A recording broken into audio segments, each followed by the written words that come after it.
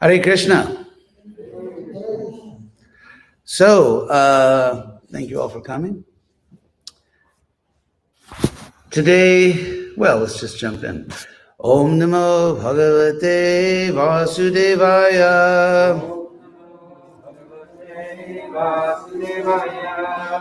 Om Namo Bhagavate Vasudevaya.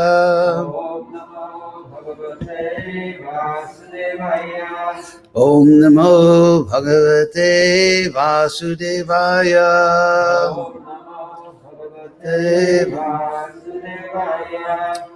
So, this is 1:10:19. Partha Praja Avita Sakshad Ikshvakur Iva Manava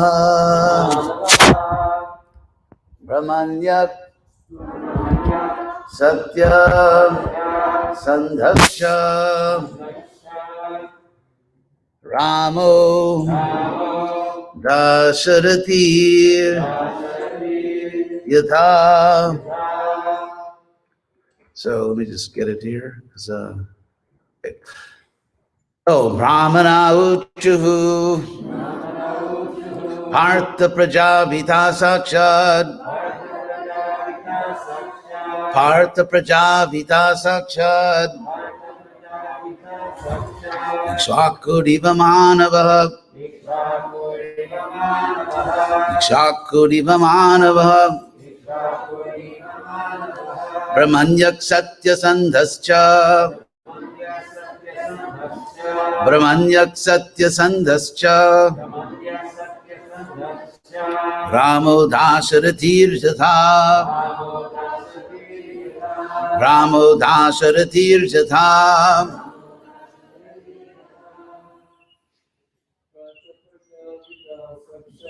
Partha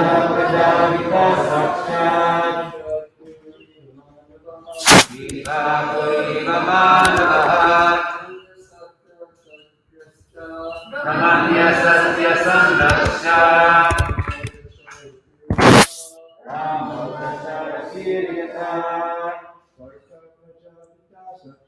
Partha Prajavita Sakshad Ikshvakuriva Manava Brahmanya Satya Sandhascha Ramo Dasarathir Jatha. So, ladies.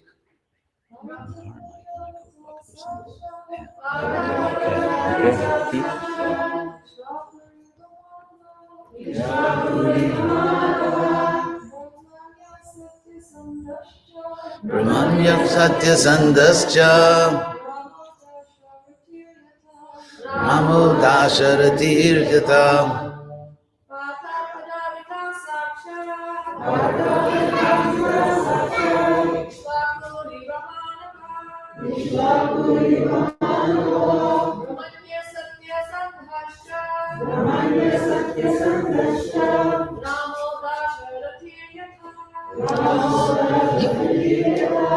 So, Prabhupada's translation, the learned Brahmana said, O son of Pritha, this child shall be exactly like King Ikshvaku, son of Manu, in maintaining all those who are born, the Prajas. And that's because the word Praja, Ja means born. And as for following the Brahminical principles, especially in being true to his promise, he shall be exactly like Rama, the personality of Godhead, the son of Maharaja Dasharatha. So Prabhupada's purport, and I've been asked just to read part of this very long purport. Praja means the living being who has taken his birth in the material world. Actually, the living being has no birth and no death, but because of his separation from the Lord's service and due to his desire to lord it over material nature, he has offered a suitable body to satisfy his material desires. In doing so, one becomes conditioned by the laws of material nature, and the material body is changed in terms of his own work. Prabhupada emphasized that. The living entity thus transmigrates from one body to another in 8,400,000 species of life. But due to his being the Lord's part and parcel, he is not only maintained with all necessities of life, but by the Lord, maintained by the Lord, but is also protected by the Lord and his representatives, the saintly kings. These saintly kings give protection to all the prajas or living beings to live and fulfill their terms of imprisonment. Maharaj Parikshit was actually an ideal saintly king because while touring his kingdom, he happened to see that a poor cow was about to be killed by the personified Kali, whom he at once took to task as a murderer. This means that even the animals were given protection by the saintly administrators, not from any sentimental point of view, but because those who have taken their birth in the material world have the right to live. All the saintly kings, beginning from the king of the sun globe down to the king of earth, are so inclined by the influence of Vedic literatures. The Vedic literatures are taught in higher planets also, as there is reference in the Bhagavad Gita, Imang Vibhaspate Yogam, and so on, about the teachings to the sun god Bivasan by the Lord, and such lessons are transferred by disciplic succession, as it was done by the sun god to his son Manu, and from Manu to Maharaja Ikshwaku. There are 14 Manus in one day of Brahma, and the Manu referred to herein is the seventh Manu, who is one of the Prajapatis, those who create progeny.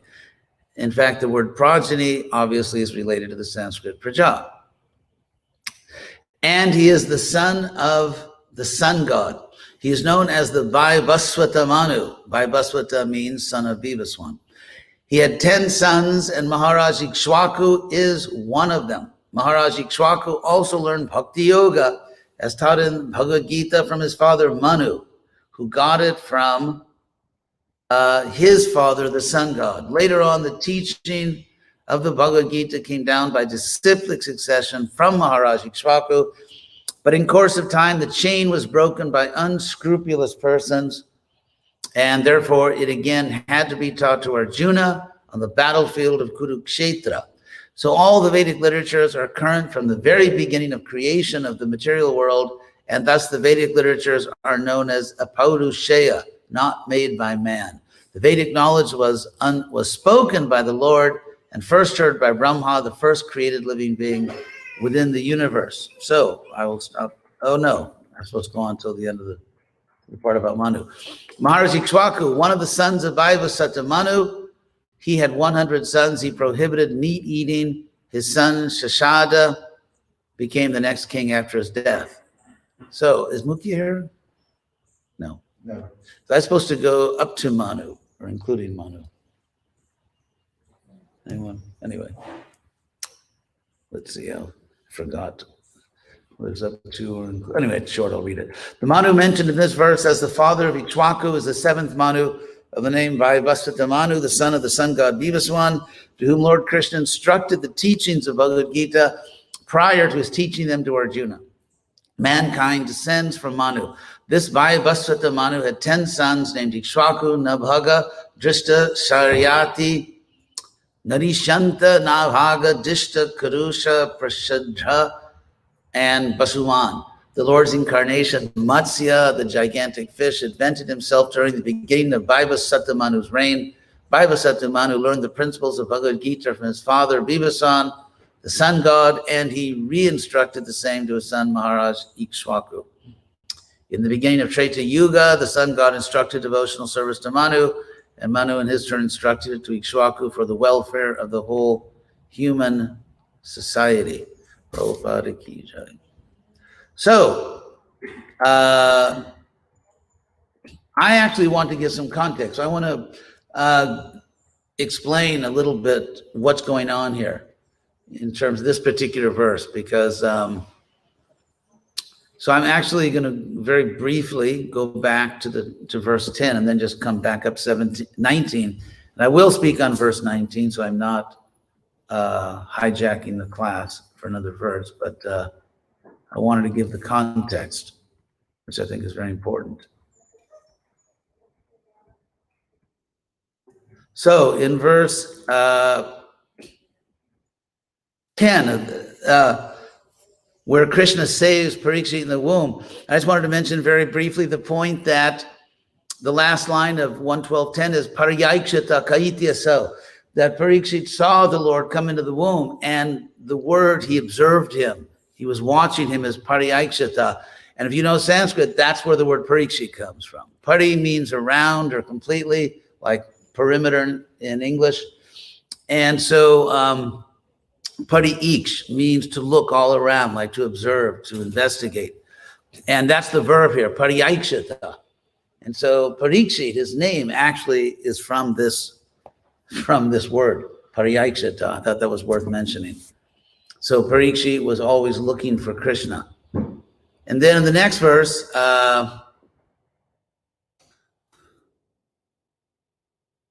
Krishna, of course, comes and saves the child. Excuse me just one second. I just want to... Nope, that's not what I wanted.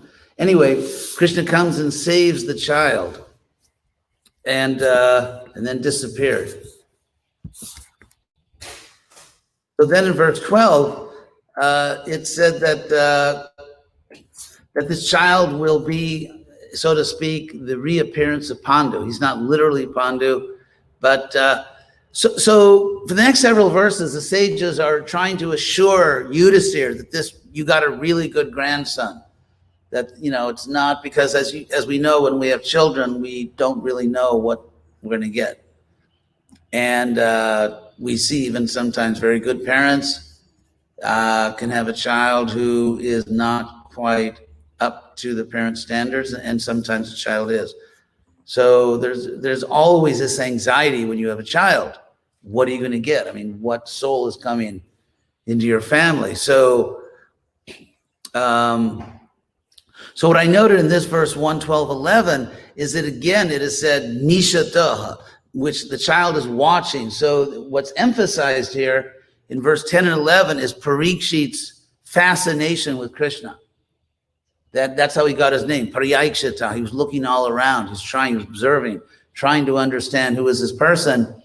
And then in the next verse, again, that he's looking at Krishna, staring at Krishna, trying to understand who this person is. So then, the next verse, the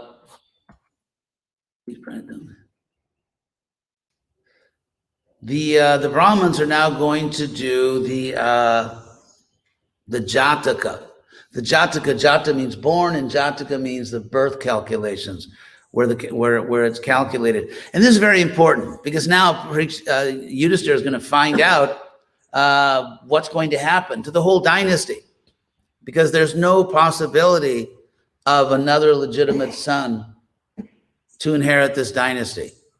And so if this child is not qualified, basically this whole Kuru dynasty is ruined. And so that's what's going on here. That is the pressure. And so they're going to give the calculation now. And it's not just the ordinary anxiety about having a son. Is this son going to be worthy? But this Kuru dynasty had been in danger for a long time. For example, if you read the Mahabharata carefully, you'll find that 4 generations before Krishna and the Pandavas, the imperial power was actually shifted from Hastinapur. Hastinapur, for one generation, really lost that position of being the imperial authority, and the power was shifted to Chedi, to King Vasu. King Vasu, interestingly, is a very interesting character. I'm talking about a lot in my rendition of the Mahabharata, but he's actually born in the the Kuru dynasty, but he was not the heir to the throne because there are many different lines. The Kuru dynasty was a big dynasty, and there were many lines coming down that did not inherit the central power at Hastinapur. But still, Indra came down and made him made Vasu the emperor, and this is emphasized in the Mahabharata. He became Raja, king of kings. He became Samrat, the emperor. And so what was going on is because the Kuru king, Pratipa, had become a yogi. Because this is just in the aftermath of Parashuram. There's a whole history. This is the aftermath of Parashuram. The earth is like Satyuga, and there's basically nothing to do for a king. There's no crime, no enemies. But what Pratipa doesn't know is that the earth has been invaded, and there are actually asuras who are taking over the earth under his nose, so to speak. And to give an example, the imperial power shifted to Chedi, but then the mightiest asura, Viprachiti, who's actually the most powerful of all the asuras that came to earth 5,000 years ago, he takes birth in this Chedi dynasty to inherit it. So the asuras, not simply by fighting, are actually going to inherit the earth, literally. And so that's why the power has to be shifted back to Hastinapur, to Pratipa's son, who's a very powerful warrior named Shantanu. So all these things are going on. And of course, Yudhisthira, who's sitting or standing there watching all these calculations, he knows these things. He knows that the Hastinapur Kurus already lost their imperial authority 4 generations before that. And then 3 generations before, they almost lost it again. Because Satyavati married Shantanu, Bhishma renounced the throne and could not have children. And then Satyavati's 2 sons with Shantanu, the 2 heirs of the Kuru dynasty, both died when they were very young. Chitrangada and Vichitravirya, another crisis. So again, the Kuru dynasty was thrown into this crisis. And of course, that's when Satyavati had no choice but to reveal to Bhishma that she had a previous son, Vyasadeva, who could come and beget by Dharma Kuru heirs of the Kuru throne. So then that's done. But the first son born is blind. And that's another crisis. Because Dhritarashtra, so you can see what's going on. I mean, Yudhisthira had every reason to be very nervous about succession. So Dhritarashtra was born blind, then Pandu is born, and he actually is completely qualified, and Pandu will become a great king and fully restore the Kuru authority. But then, the next generation, Yudhisthira's own generation, Duryodhana, who is an Asura invader, Duryodhana again seizes the throne. So the Kurus are really struggling almost every generation to keep the dynasty going. And then Ashwatthama killed all the heirs of the Kuru throne, the 5 sleeping sons of Draupadi. And when it looked like it's over, I mean, the Kurus are actually destroyed, at that point, Uttara, it turns out Uttara is pregnant. And then Ashwatthama attacks the child in the womb, and it's even said in the Bhagavatam to make the world a Pandava, to rid the world of Pandavas. And so again, a threat to the dynasty, and that's when Krishna personally enters Uttara's womb and saves the heir to the Kuru throne. So with the birth of Parikshit, there's another threat. What if the child's a dud? You know, what if this child, it could be anything. It could be another Asura trying to invade the world. It could be an unqualified person. It could be a child that in a past life was cursed to die young or something. It could be anything.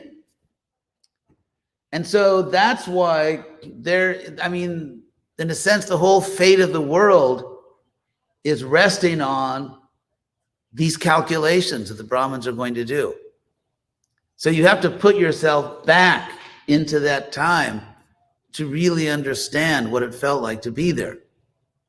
So, so it's a very high stakes calculation. Everything. So Jatakam Karyamasa. So they did this. They actually, it said here, Raja, the king, had the Jataka done by the Brahmins. Literally, that's what it says. and he had them chant all the auspicious mantras. So then in the next verse, he gives all this charity. And Hiranyangam, gold, cows, land, Maheen, Graman, villages. To give a village didn't mean a Brahmin became the tyrant of a village or owned everybody in the village. It just meant he got the tax revenue. So that's the kind of gifts, that's the kind of gift that kings have always given, even in Europe, in East Asia.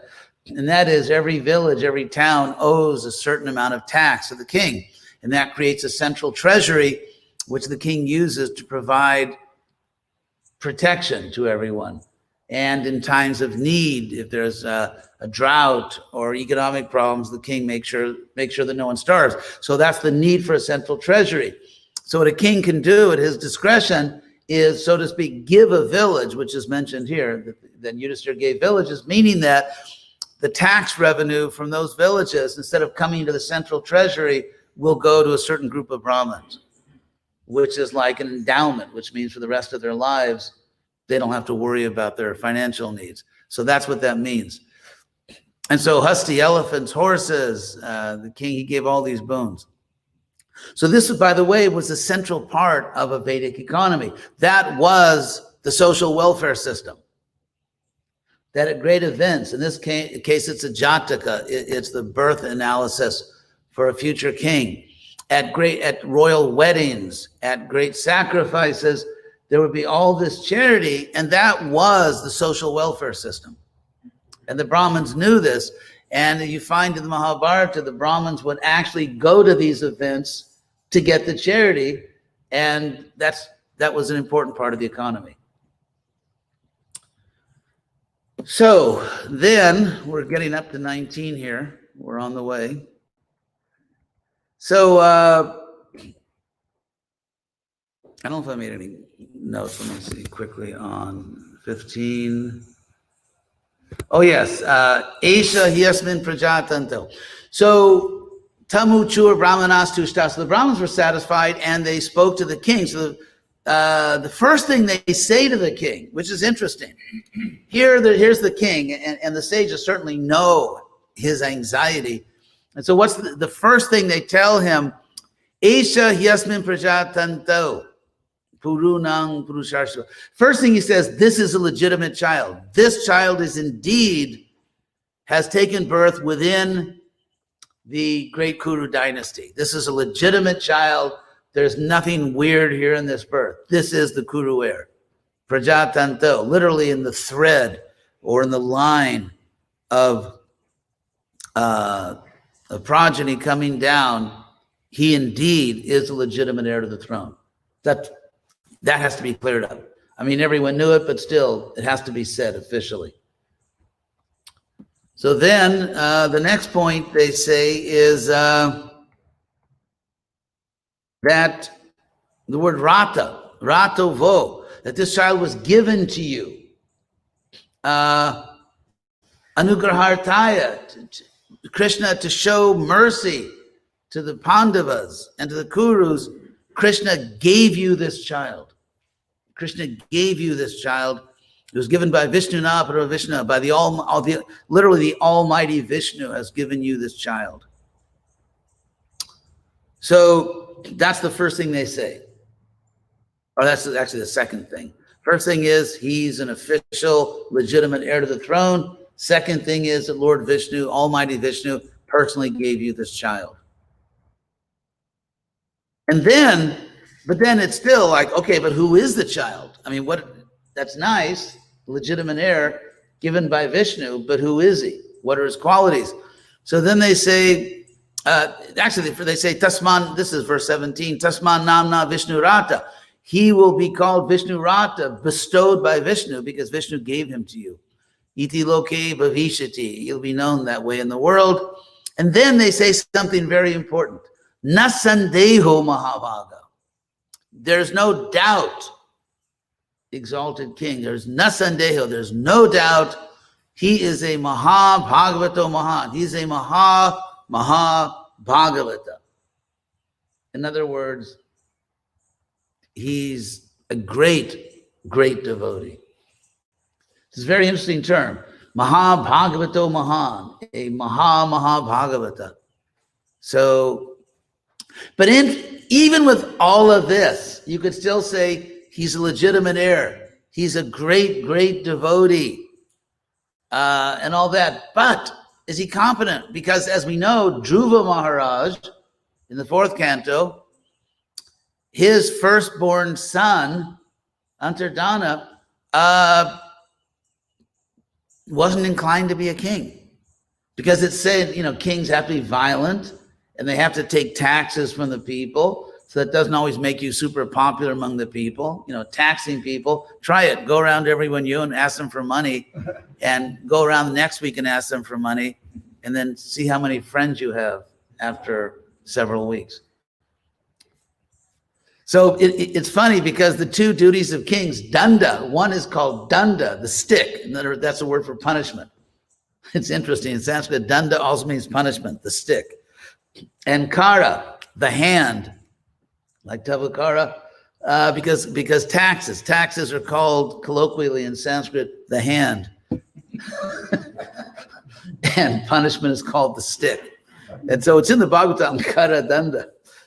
And so those two duties of a king, Dhruva's son didn't want to do. He didn't want to do the hand and the stick.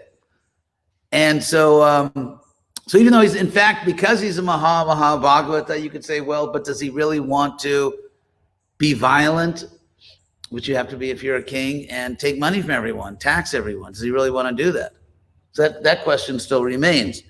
And so in text 18, let's see. Let's see. So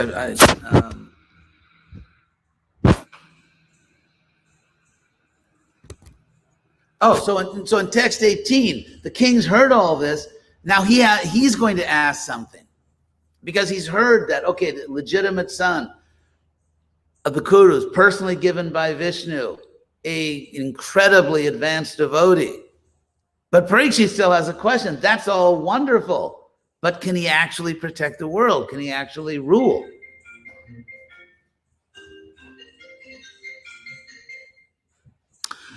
So I guess we're not going to dance now. So Yudhishthira says, Apyesha Bhangshan Rajarshin Punya Slokan Mahatman Anuvartita Sujasya Sadhu Vadena Satama. That is he going to follow? Is he going to follow the his predecessors? And then in this verse, now we came to this after a brief contextualization. I know you couldn't imagine it could go that fast. Oh, it's not there. So anyway, after doing all that, when Yudhishthira says, but is he really going to follow his predecessors? What does he mean by that? And the Brahmins understand what he means. So they say that he will protect the earth. Partha Prajavita Sakshad. He will be the people's protector. So Yudhishthira says, is he going to follow all of his predecessors? And the Brahmins answer, yes, he will protect the earth. So that's obviously what Yudhishthira meant. Is he actually going to do the job of protecting? Because he could be a great saintly Vaishnava and legitimate, but what if he is just Brahminical, like Dhruva's son? And so therefore, can you go up to the verse? Anyway, Avita means protector. Oh, okay. You'll just have to trust me. That's what it says. So, Praja, oh, there we go. So that's it's Praja Avita. Avita, the protector of the Prajas. Sakshat Ikshwakuri. So he will be like Ikshwaku, because Ikshwaku is famous as a powerful protector of the people, as being an extraordinary protector of the people. Therefore, he will be like Ikshwaku himself. Sakshat Ikshwakuri Vamanava, who Ikshwaku, the son of Manu. And in terms of Satya Sandha, that's an interesting word. Dha means placing, and sa means together, putting together. So that's where we get the word sandhi in Sanskrit, how you phonetically put words together or how you put the parts of words together. And from the same root, you also have sandhya, like Trisandhyam in the last Gurvastaka verse, Dhyayangs tuvangs tasya jashas Trisandhyam. So sandhya means the juncture, putting things together. So it means you chant Gayatri at the three sandhyas, which means at dawn, that's when you chant Gayatri. It's not after Mangalarti, it's not at a certain time on the clock. It's when you look at the sky and it's not night and it's not day, that's dawn. In between night and day, that's a sandhya, and you chant Gayatri. Or noon, when it's not morning, not afternoon, or dusk, twilight zone. When you look at the sky and it's no longer day, but it's also night, it's not night yet, but it's not day, that's the sandhya. So anyway, there's many words that come from this. So here we have a form of the word sandha, same thing, placing things together. In other words, his actions will be united with his words, his promises. Whatever he says, he will do. In fact, this word sandha, one word we have in English, which means the same thing actually as sandha, is integrity. Integrity. That you integrate, you combine your words and your actions. So that's what this word means, sandha. So he will have integrity in the sense of keeping to the truth. Whatever he says, he will do. And also whatever is true, he will uphold. It also means that whatever is true, such as the Vedic injunctions, he will uphold. He will uphold truth. I remember when I was a kid, I used to watch the old Superman TV show, and they would say that Superman fights for truth, justice, and the Vedic way, the American way. So Superman fought for truth and justice, and then, of course, Parikshit's the real fighter for truth. So in that in his integrity, in his maintaining the truth, in his own life and in the kingdom, he will be like Rama Dasharati, Rama the son of Dasharatha. So all the boxes are checked here in terms of Yudhishthira's concerns. So Krishna first placed this extraordinary child in the womb of Uttara. Of course, Abhimanyu was very dear to Krishna. After all, he was the son not only of Arjuna, but of Krishna's own sister. He was the child, the son of Krishna's own sister. And Krishna, actually, there's a very special relationship between Krishna and Subhadra. So if you read in the scenes, for example, where Krishna's leaving Hastinapur and everyone's in anxiety, Krishna gives special attention to Subhadra. It's mentioned that he says goodbye to everyone, takes his leave, there's embracing and so on, but then he takes special leave of his sister. And of course, her son was Abhimanyu. So, and this is Abhimanyu's son. This is Abhimanyu's son.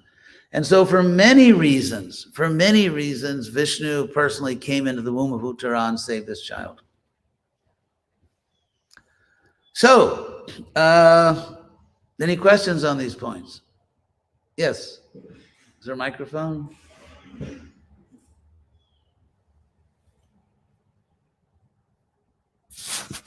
Thank you, Maharaj, for the nice class. And I look like a rabbi, I just noticed with this thing. God. all this and all the introduction you give, explaining all the reasons why Yudhishthira Maharaj has been concerned. But still, and you just introduced that, what I was wanting to ask is that in this case, this child being the grandnephew of Krishna from his own sister's grandson, how much of a reason does Yudhishthira have to question the quality of this child?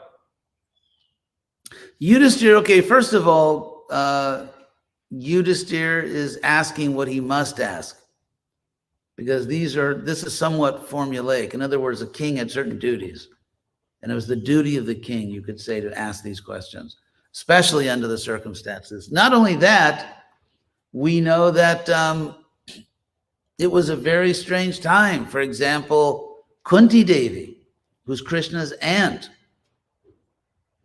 and the mother of the Pandavas, at least the three elder Pandavas, had a child with Vivaswan, the sun god, who Krishna says in the Gita, really began the disciplic succession in the universe, at least at a particular stage. So Vivaswan is the first recipient of Krishna's teachings. That's the father. The mother is the great Kunti. The result, Karna. Karna, whose best friend is an Asura and who fights for the Asuras. So these were very strange times. You have the great King Vasu, who's a great devotee, and his grandson is Jarasandha. Jarasandha is the grandson. Jarasandha is the first cousin of Vyasadeva. Because Vyasadev's mother is Satyavati, and Satyavati's brother is Brihadrata, whose son is Jarasandha, the worst of all the Asuras.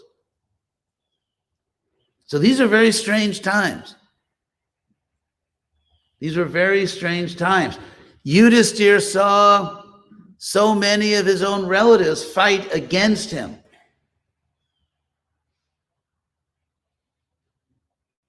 Including Shalya. Including Shalya. So again, very strange times. And therefore Yudhisthira was doing his duty, and also just, it was worth asking. Shesha, can you give the microphone there?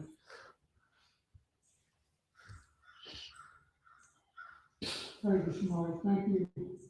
In terms of the context that you were speaking, because Pritchett Maharaj was cursed by the Brahmana to die within 7 days, is that premature to accomplishing everything that's being described here that would be accomplished or needed to be accomplished? Right. Did Yudhisthira, when he was cursed to die, was that before he accomplished everything? Well, first of all, Prabhupada always mentions, I think the Bhagavatam mentions, that he had the power to counteract this curse, but he accepted it. So he's a pure devotee. And the sages have the same question you have, by the way. Of course, you're a sage. And that is, in the Bhagavatam, the sages ask, why did Parikshit choose to give up his body? So that sort of confirms that he could have stayed. The sages says, Yuvaishato ho utsrastu moho mahasubi, that they said that his body existed just for the welfare of the world. That's why he took that body. And so he was still young. Why did he give up that body? And thus his life. And so I think clearly Parikshit is not acting selfishly. He's not acting foolishly. He understood that this is the plan. So as we know, by the time Parikshit gives up his body, he's already dealt with Kali. He's already protected Dharma. He's already gone around the world and reestablished the proper world order. So he kind of did what he could do. And it's like if someone comes to your home and fixes your computer, once it's fixed, the person doesn't just necessarily stay for dinner. And so, the world was fixed. And now it would depend on his son, Janamejaya. Yes. Microphone. Oh, I'm sorry. I guess I'm not choosing. Go ahead. No, I'm sorry. Go ahead. I'm just joking. Go ahead. Thank you so much, Mark. Such a clear class. When you were describing what a strange time it was with the demons and devotees being first cousins, it occurred to me that these times are even stranger because we have the demon and the devotee in our heart at the same time. That's what I'm understanding Kali Yuga, basically. Yeah, we've always heard that. It's one of those phrases we all learn. I don't know. Devotees I know do not exhibit a lot of demonic qualities. Of course, maybe who knows what they do when they go home at night. But I don't think any of my disciples do any like black magic or voodoo or kill anyone. So as far as saying in Kali Yuga, the demon and the devotee are in the same, it's a very nice, attractive little analysis. But it reminds me of another thing that we all often hear, that in Kali Yuga everyone's a Shudra, which of course is not. It's true, but it's not true.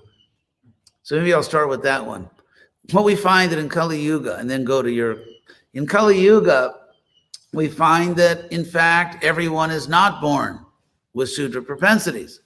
They may be materialistic or foolish, that they certainly are, like the atheistic scientists. But some people in Kali Yuga are born with very intellectual propensities.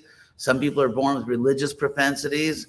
Some people are born with the propensity to rule, to govern. Some people love to do business. So Krishna describes these four varnas as propensities. So to say that everyone in this age has a propensity to do manual labor or just to be an artisan is obviously not true. If by Shudra we mean that everyone, that even if someone is an intellectual, or if someone is by nature a ruler, or Vaishya, whatever, if they don't follow certain principles, then they're like Shudras because by their lack of morality or something. That's kind of a different thing.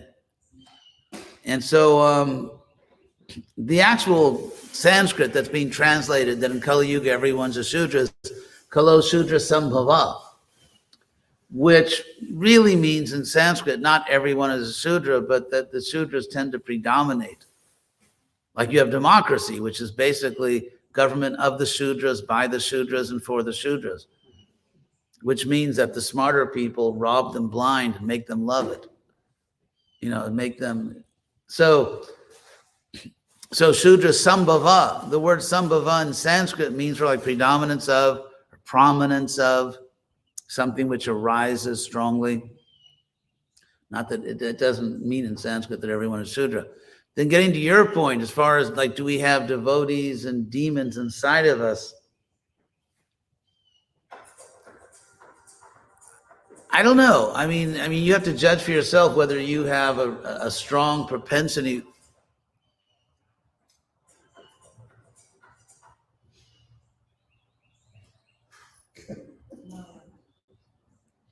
You can judge for yourself whether you have a strong propensity to hate God or to do horrible things. Krishna describes the Asuras in chapter 16 of the Gita. They're atheists, they're cruel, they plan things to destroy the world. So I don't know if every devotee in this age has their inner demon that wants to destroy the world as an atheist. Clearly we've taken so many lifetimes, and so sometimes you may become a little frustrated in your spiritual life or wonder, why is Krishna doing this? Or even have some doubt, is this all real? I think that's somewhat natural, but I wouldn't say that the occasional doubt or the occasional sort of frustration in the process is exactly the same as being an asura.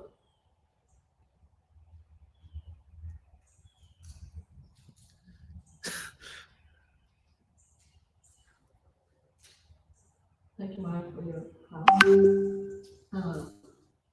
You very nicely described initially about Maharaj Parikshit, how he, when he saw Krishna in the womb, and how he was searching for Krishna.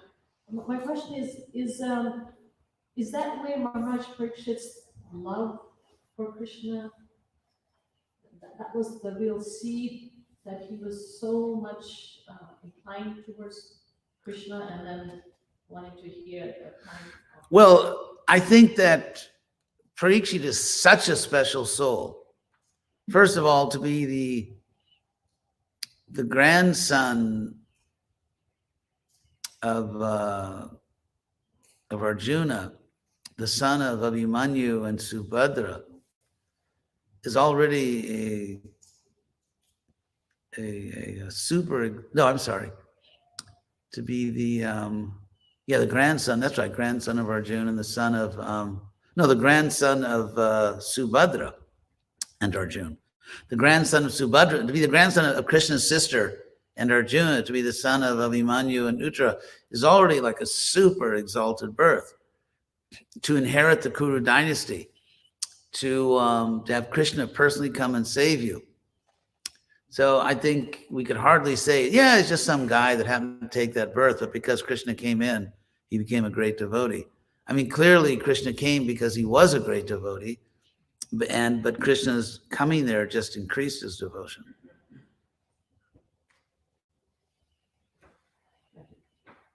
There's one question I'll do very quickly here in the chat. What use an elephant? What use is an elephant to a brahmana? Because it said that Krishna, Yudhisthira gave elephants to the Brahmins. Surely a burdensome donation rather than a beneficial gift. We read that maidservants were given away in charity also. With this, does this not suggest type of slavery? So someone's really going for it here. First of all, as far as giving an elephant to a Brahmin, no, it's not the wrong gift, because elephants were negotiable instruments and elephants could be rented and sold. So giving an elephant is giving something of great value that the Brahmin could then use to maintain himself and his wife for a long time. So great gift. If anyone wants to give me, I guess, like a very large new motor vehicle, it's like Kali Yuga elephant, then I'll have one of my disciples sell or rent it. So what about giving away maidservants? Is that not slavery? No, it's not slavery. What I compare it to, first of all, people had a sense of duty. If people have a sense of duty, everyone did. Everyone did, from the king or the queen down to everyone. Everyone understood that we are born to serve. This thing, like I'm born to be free and use my freedom for exalted purposes, like, getting drunk and cursing and, and doing all kinds of stupid things, and, eating myself to death. There's freedom from and freedom to. So there's one thing of being free from certain types of suffering, and there's freedom to do things. Unfortunately, in our culture, it's all about freedom from and freedom to. It's mostly just freedom to have a sort of a meaningless, stupid life for a lot of people. So in terms of freedom from, people in this culture did not consider having someone you could serve, someone you could believe in. They didn't consider that slavery. It's just like, for example, let's say one corporation buys another corporation. The people in the acquired corporation, their main concern is not that now we have to work for this new boss. Their real worry is that we may lose our job. And they're actually very happy if they get to keep their job. Is that slavery? No. If you have good people in general in this world who have good situations, good employment, want to keep it. And that's what it was to serve great souls like this. So we don't find that, if they didn't want to go, they'd be tortured and killed or something. So no, it's not slavery. It's a social system which people share a common culture. They believe in the same values and they take care of each other. High and low, they take care of each other. That's the culture we're talking about. It's just like, to me, it's like saying, what if let's say your brother or sister gets married and now you have a whole new family that's related to you. That's not slavery. It's just, So I think we have to avoid looking at it from our point of view.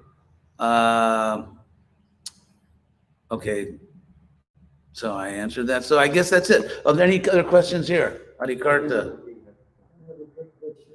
Do you have any idea who Parikshit Maharaj was in his previous life? Parikshit in his previous life? Yeah, Absolutely no idea, because it's not in Shastra, and I have no idea. What's that? Oh, I have no idea who Parikshit was in his last life.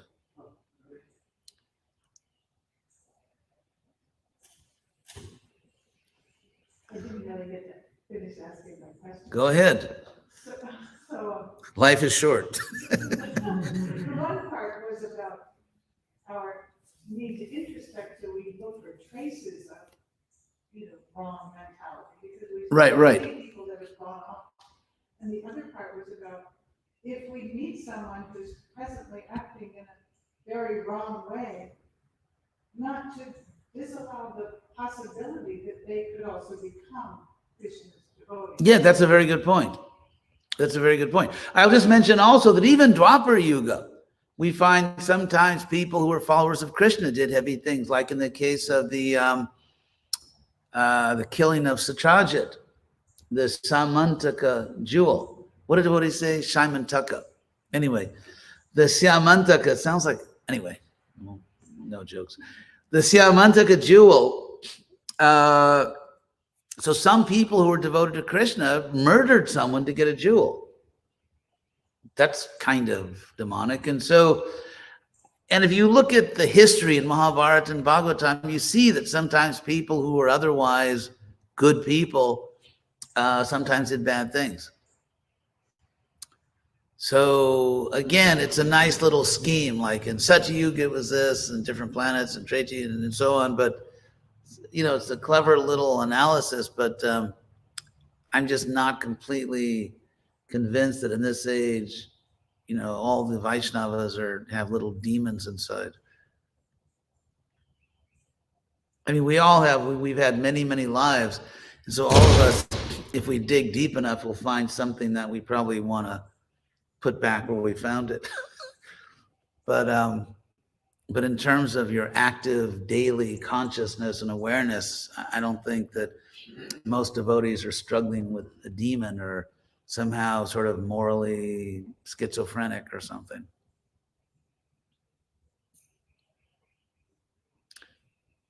So that's it. You're probably all anxious to go have breakfast. So thank you very much. Hare Krishna.